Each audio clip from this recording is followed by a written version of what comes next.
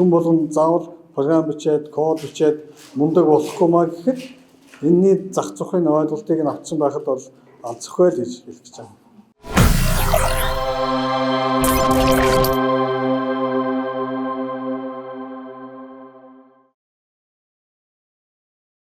Таахын дэйнүүд зэмэндийг хүргье. Unitel Hub центр маань нээснээс хойш одоо нагрын сургалтууд маань эхлэн явж байна.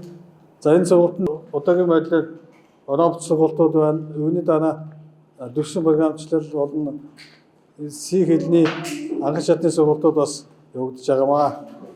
Төв маань гол зорилго бол өсвөрийн хүүхд залуучуудыг техник технологийн мэдлэгтэй болгох, ирээдүйд энэхүү чиглэлийн мэргэжилтэнгүүд бий болгох, их сургуулийг нь тавих ийм зорилготой анх байгуулагдаад явж байна.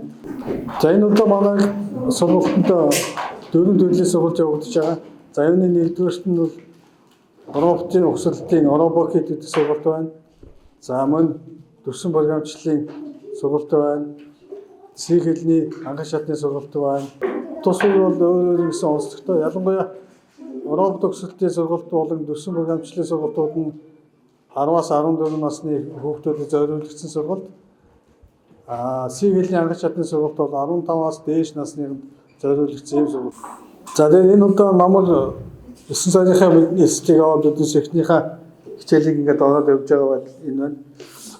За энэхүү манай сургалт бол тасралтгүй явагдана. Жилийн 4 үйлдэл дараа жил ч гэсэн явагдана, түүний дараа жил ч гэсэн явагдана энэхүү сургалт бол. Тийм учраас та бүхэн хэрэв миний хүүхэд нас нь бага байна гэх юм бол насанд нь хүрэж байгаа тэр үед нь сургалтанд хамруулж олно. Энэ сургалтаа төгсчих юм бол цаашаа эргүүлээд дахиад гүнзгийрүүлээд өөр шатны бусад сургалтуудад бас хамрагдаж болно.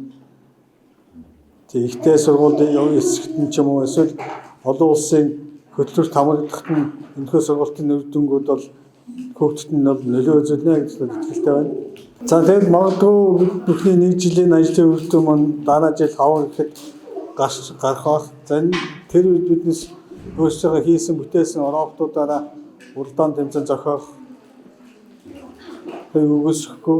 За явандаа манай сургуультанд хамрагдаж байгаа энэ хүүхдүүд маань том болоод, оюутан болоод Европын тэмцээнүүдэд оролцож өөрсдөө гэсэн роботуудаа хийж өгсөрч уралдах байх гэж найдаж байна. Тэрний их сургуулийг нь одоо биднээс энэ тавьж эхэлж байгаа. Ийм л үйл ажиллагаа.